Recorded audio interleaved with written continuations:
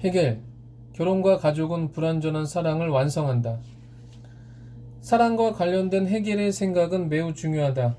해겔은 사랑과 관련된 우리의 일상적인 입장을 가장 체계적으로 정당화하는 논리를 마련했기 때문이다.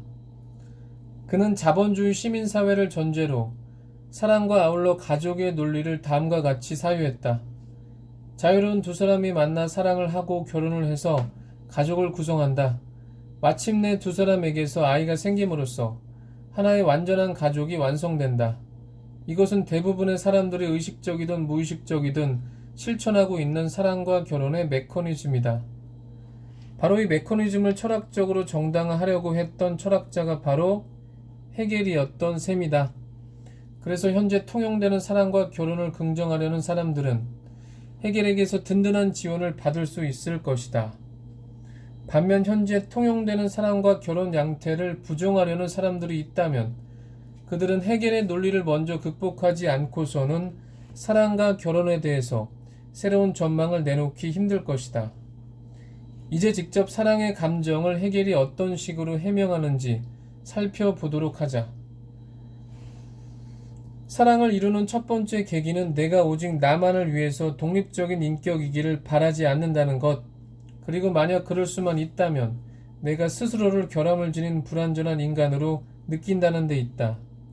두 번째 계기는 내가 자신을 타자 안에서 발견하고 이 타자 안에서 인정을 얻는다는 것, 그리고 역으로 그 타자도 역시 내 안에서 자신을 발견하고 인정을 얻는다는 데 있다. 법철학 강요에서. 해겔은 사랑을 두 가지 단계로 나눠서 분석하고 있다. 첫 번째 단계에서 그는 사랑에 빠진 우리의 내면을 분석한다. 어떤 타자와 마주치자 나는 더 이상 홀로 살아가서는 완전해질 수 없다는 것을 직감하게 된다.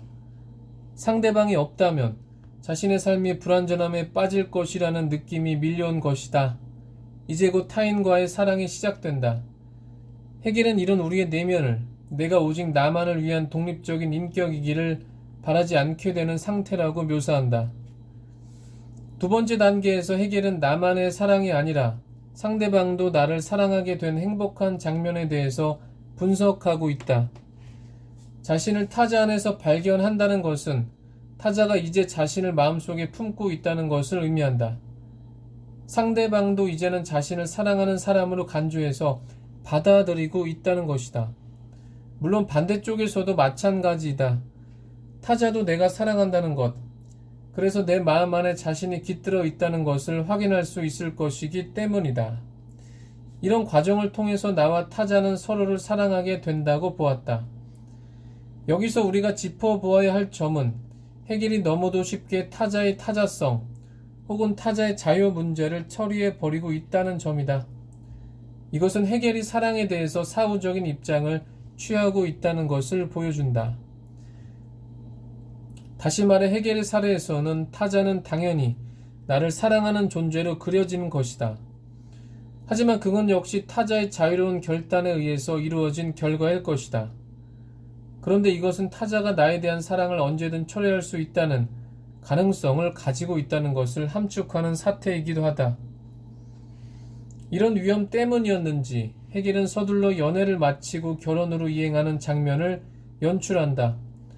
그렇다면 이제 결혼을 통해 사랑의 비극, 즉 타자가 언제든지 나를 떠날 수도 있다는 자유의 가능성을 막을 수 있을까? 물론 이것은 불가능한 일이다. 해겔도 이 점을 알고 있었다. 그래서 그는 이제 부부 사이에 아이 문제까지 역설하게 된 것이다. 부부 사이의 사랑의 관계는 아직 객관적이지 않다. 왜냐하면 비록 사랑의 감정이 실체적 통일을 이룬다고는 하지만 이 통일은 아직 아무런 객관성도 지니지 않기 때문이다. 결국 부모는 자녀를 통해서 비로소 이런 객관성을 갖게 되며 또한 바로 이들 자녀를 통해서 결합의 전체를 목도하는 것이다. 어머니는 자녀를 통해 남편을 사랑하고 남편은 자녀를 통해서 아내를 사랑하는 가운데 마침내 두 사람은 자녀에게서 다름 아닌 그 자신들의 사랑을 직감하게 된다. 법철학 강요에서. 해겔은 부부 사이의 사랑의 관계는 아직 객관적이지 않다고 지적한다. 바로 이 대목에서 우리는 역으로 두 사람의 주관적인 내면 혹은 사랑에 깃든 자유에 대한 해겔의 두려움을 직감할 수 있다. 동시에 우리는 해겔이 지향하는 객관적인 사랑이라는 것이 결국 타자의 자유를 부정하는 형식을 띠게 되리라는 점 역시 예측할 수 있다. 아니나 다를까 해겔이 말했던 객관적 사랑의 정체는 바로 자녀를 낳는 행위로 드러난다. 해겔의 논리는 매우 단순하다. 어느 순간 남편과 아내는 서로에 대해서 강한 사랑을 느껴서 육체적 관계를 맺는다. 그 결과 자식이 태어난다. 해겔에게서 자식이란 존재는 남편과 아내의 사랑을 변증법적으로 종합한 결과물이라고 할 수 있다.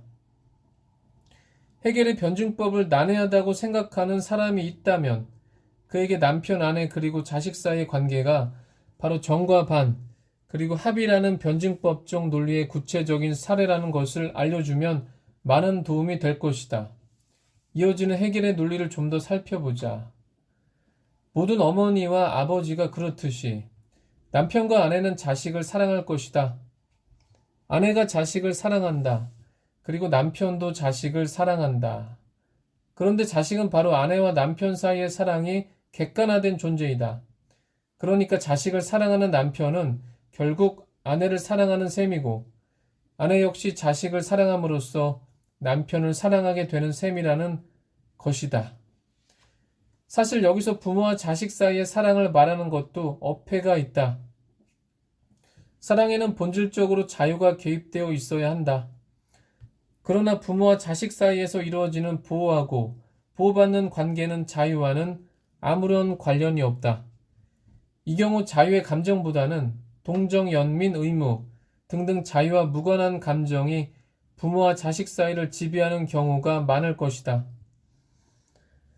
주변을 보면 부모도 자식을 그리고 자식도 부모를 사랑한다고 너무나 쉽게 말한다. 경제적이거나 정서적으로 자식이 부모의 보호 없이 살 수 있게 되었을 때 한마디로 말해 자식에게 독립과 자유가 주어질 때가 온다. 오직 이런 조건에서만 부모와 자식 사이의 사랑이란 말을 사용할 수 있다. 그러나 불행히도 대부분의 경우 독립을 달성한 자식들은 과거 부모들이 자신을 보호해 주었던 것처럼 늙은 부모들을 보호하는 것에 지나지 않는다. 그리고 이 경우 늙은 부모들은 자식들의 보호를 간절히 원하게 된다. 당연히 이때 지배적인 감정은 동정, 연민, 의무감 등등과 같은 사이비 사랑의 느낌일 것이다. 어쨌든 자식을 사랑한다면 남편과 아내는 서로를 사랑하는 것이라고 본 해겔의 가족 변증법은 정말 타당한 것일까? 해겔은 두 사람은 자녀에게서 다름 아닌 그 자신들의 사랑을 직감한다고 이야기했다. 그러나 정확히 말해 해겔의 이 표현은 두 사람은 자녀에게서 다름 아닌 그 자신들의 과거의 사랑을 직감한다라고 바뀌어야 할 것이다. 분명 육체적 관계를 맺었을 때 두 사람이 서로를 사랑했을 가능성은 높다. 하지만 그것은 단지 과거의 일일 뿐이다. 자식을 낳은 뒤 두 사람은 서로를 사랑하지 않게 될 수도 있기 때문이다. 만약 이런 경우라면 자식은 사랑의 객관적 모습이라기보다는 이제 더 이상 사랑하지 않게 된 두 사람을 억지로 붙잡아 두는 족쇄로서 기능하는 것이라고 볼 수 있다. 결국 결혼과 자식은 두 사람의 사랑을 보장해주는 어떤 확실한 역할도 수행할 수 없다. 다만 결혼과 자식은 타자의 자유를 제한하는데 일시적으로 효과적인 방식이 될 수 있을 뿐이다. 물론 그동안조차 내가 관계하는 타자는 더 이상 내가 사랑했던 과거의 그 사람이 아닐 수도 있다.